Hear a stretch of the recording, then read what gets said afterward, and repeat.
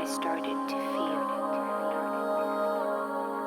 We're on 2,000 meters. Holy shit, it's so freaking cold. After 3 months, we're leaving Turkey. Pretty exciting, overwhelming. Timo's rear rack broke. This thing is about to fall apart. Welcome to Armenia. 2 days ago, there was an attack travel warning for some parts of Armenia.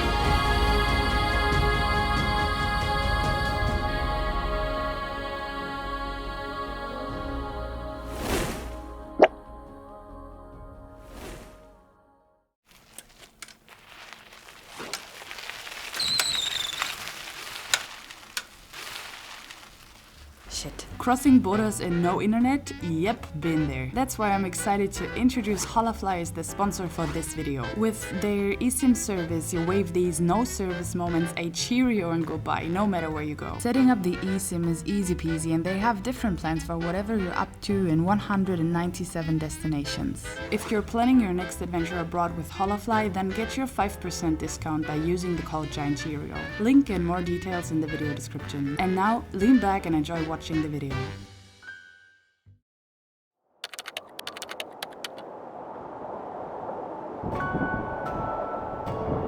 Autumn has arrived. It's turned cooler as we pedal our way eastward.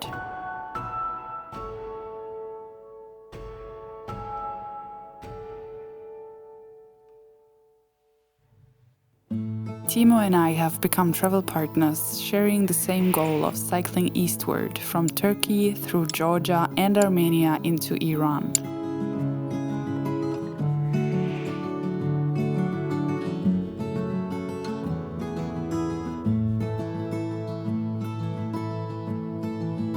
The days are growing shorter and the temperatures are dropping. It's getting cold. As we cycle further into the eastern mountains of Turkey, I find myself unable to decide whether to wear a jacket during the day. I sweat as we climb the mountains, and I start shivering as soon as we stop, despite the sun shining. We continue pedaling higher and higher, delving further into the emptiness. Our path takes us through the mountains in eastern Turkey. When the sun sets, the cold becomes more intense. It becomes very cold, catching us off guard. But it's autumn. Autumn has arrived.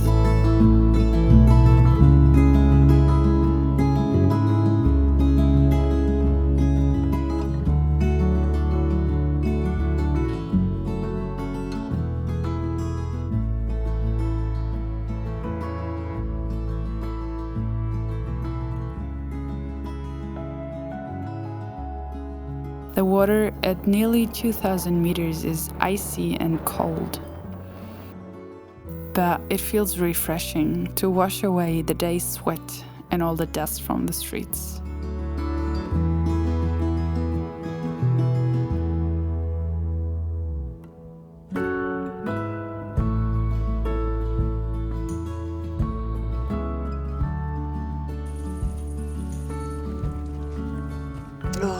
We're on 2,000 meters. It's 8 p.m. and I just went outside the tent to wash my face, wash my hands, brush my teeth, and holy shit, it's so freaking cold. I don't know about the temperature tonight. It's like, wie viel Grad ist heute Nacht? 4.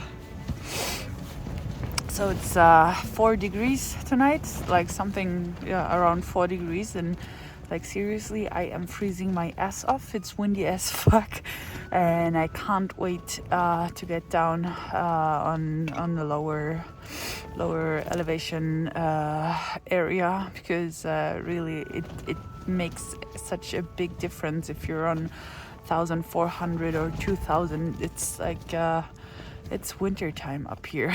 It really is.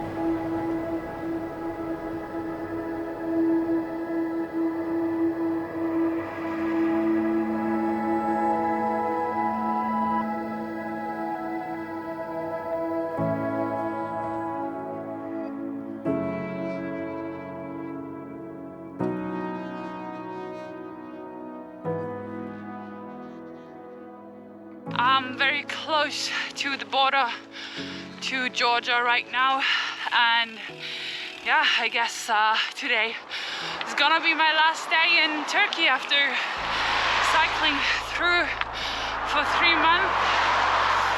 And yeah, actually I just need a break.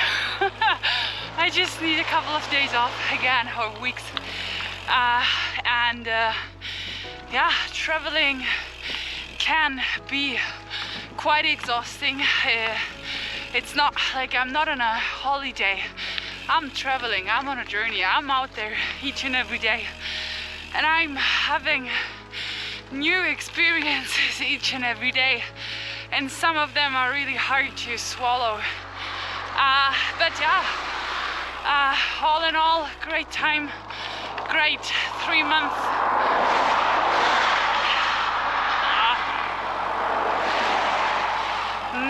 Many learnings, and now Georgia, here I come, and after that it's going straight to Armenia. Oh, I can't do this. Might do a little voiceover for my future plans, and let's go.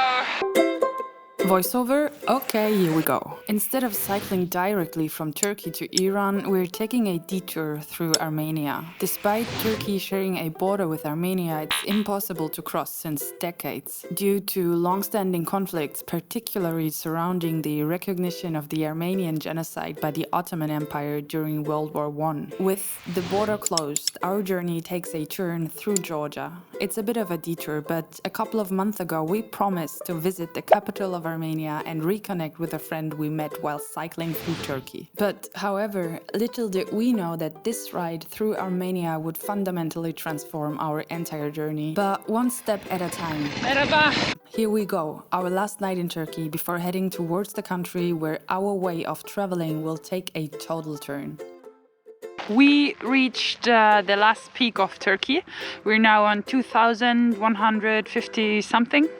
And yeah, we're not gonna ride our bikes down. We're just gonna stay up here because over there is a pavilion or something like that. So yes, our last night in Turkey. Last night high on top of a mountain, like not on top of a mountain, but like of this pass road. Yeah, then it's gonna go down this road, and it's just like 10 kilometers and we're in Georgia. Pretty exciting, overwhelming. After 3 months we're leaving Turkey. Yeah, mixed feelings about that, seriously, mixed feelings. Oh! Hilfe! Der Arm ist satte. Ja, ist nicht schlimm, oder? Nee, Frage war Schwurm. Yeah, okay. Bike almost fell. So what I wanted to say is that 3 months in one country is such a long time. I had good experiences, I had bad experiences, and that's why I'm leaving Turkey with mixed feelings. But yeah, now first thing first, off to the pavilion and cook some food and then off to bed.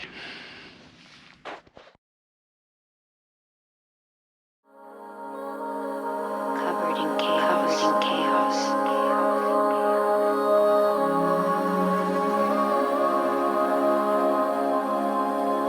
And it was somewhere then. Don't look at me.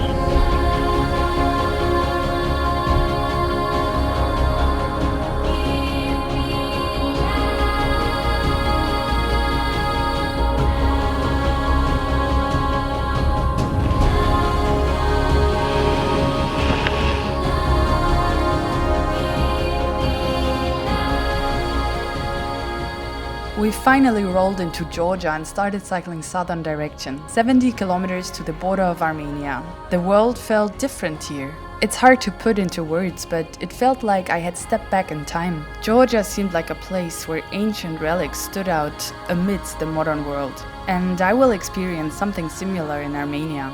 And now, look at this. I mean, I've seen traffic, but this queue of trucks was on another level and I really wanted to know what was going on. So we asked a truck driver what the heck was going on, and then it turned out that he was from Turkey, so I thought it was time to flex with my Turkish vocabulary. Let's say he was either impressed or utterly confused. Normal? How many? Bir, iki... Kilometre. Kilometre? Kilometre 3 kilometre. 3. 5 kilometre. 5. 15. 10-15 dakika. 15. Okay, wow, tamam. Size su vereyim mi? Warten var. Su. Warme. Su. Oder haben wir genug Wasser? Nee, wir haben kein Wasser. Nee, wir haben... ja, dann... Fangen wir noch gleich. Ja. Yvette, die Türken mal wieder, die freundlichen Menschen. 15 Stunden, Alter. So I had the info I wanted, plus we had enough water to cycle further. So 3, 2, 1, let's head to Armenia.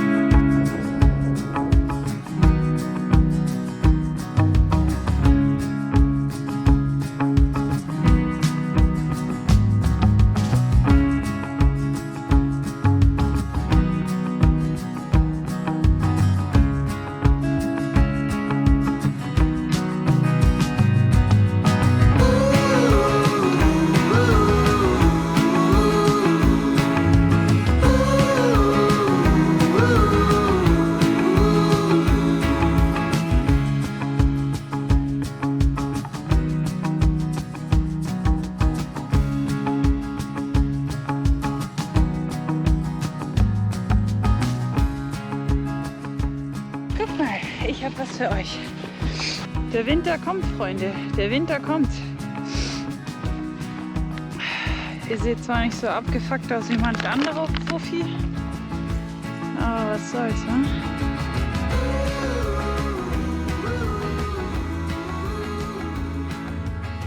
A quick bag check at the border and off we go. Welcome to Armenia. Welcome to Armenia.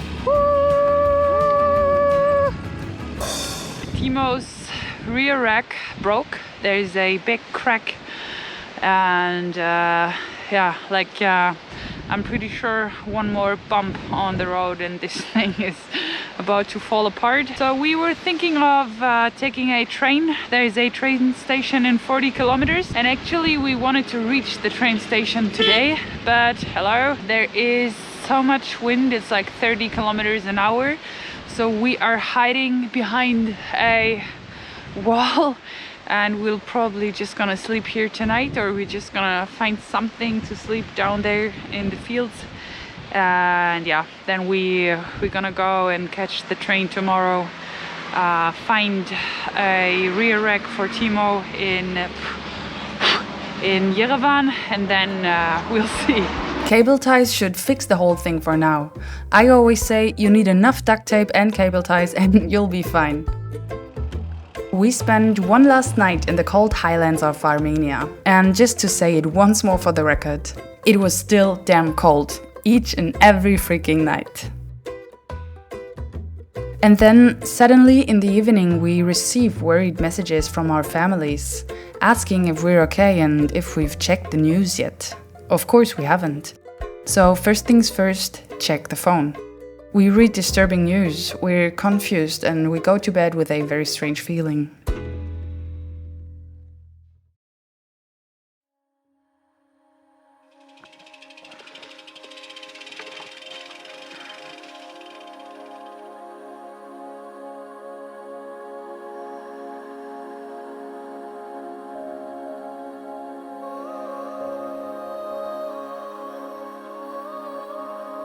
Good morning. We are on our way to Yerevan, the capital of Armenia, as Timo's tail fin rear rack is still broken, obviously. We decided to catch a train 35 kilometers until we reach the train station of a town which I cannot pronounce. and from there we will take the train to Yerevan.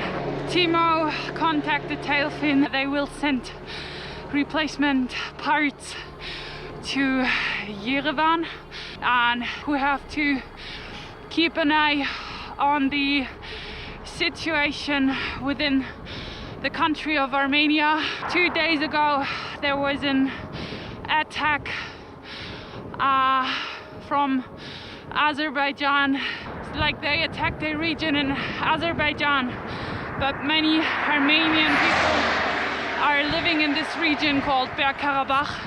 3 years ago there was a war, and now 3 years later there's another attack on the Armenian residents in this Bergkarabach region.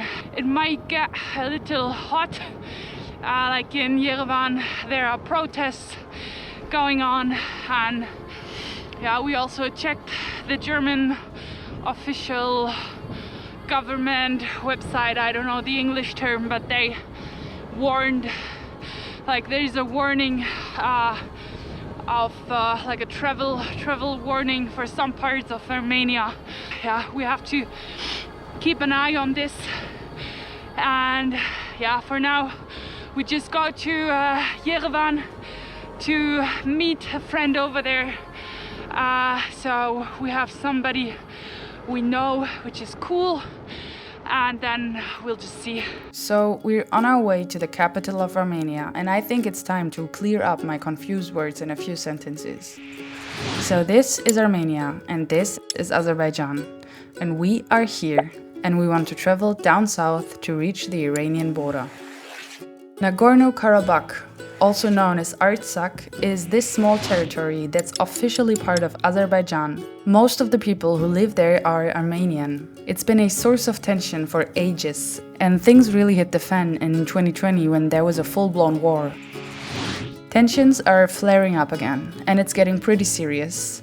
There are clashes between Armenian and Azerbaijani forces, putting lives in danger and threatening the fragile peace that everyone's been clinging into.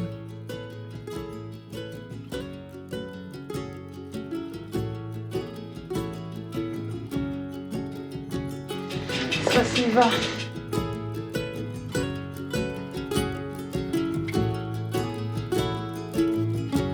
With a strange feeling, we arrived in Yerevan and we were welcomed by our lovely friend we met while cycling through Turkey. The conflict was definitely the main topic of conversation everywhere we went. Everyone was talking about it. We saw protests happening, and it was surreal to witness people demonstrating, people who had to flee their homes. And then there was the backdrop of the Russian-Ukraine war, adding another layer of the complexity to the situation. We met people who had left their homes in Russia to escape their situation, as well as others from different countries seeking a better life in Armenia. It was a confusing experience in Armenia. Everything felt off, out of place. It was like for the first time in my life I wasn't just seeing things happen through the media. It was a sudden realization of the bubble we live in back in our Western world. How safe everything is, how privileged we truly are. And in the middle of all the craziness, our friend became our safe haven. He opened his home to us, making us feel welcomed, secure and at ease. And even as the world outside seemed to spin out of control, we had to keep our eyes on the next leg of our journey, crossing into Iran. This meant arranging cash, since our plastic cards were as good as useless there, and setting up VPNs just to stay connected.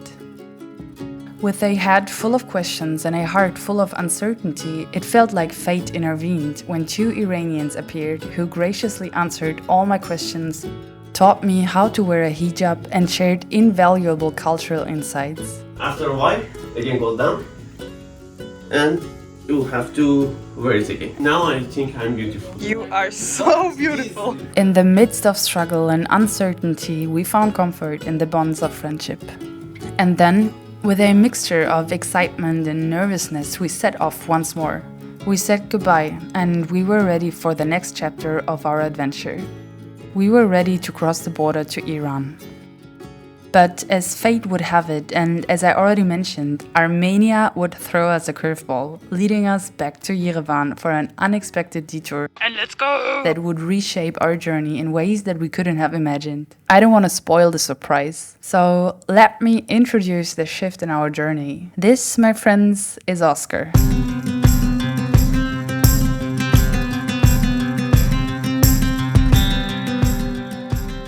Cheerio, goodbye, salut, and adios. Okay, come.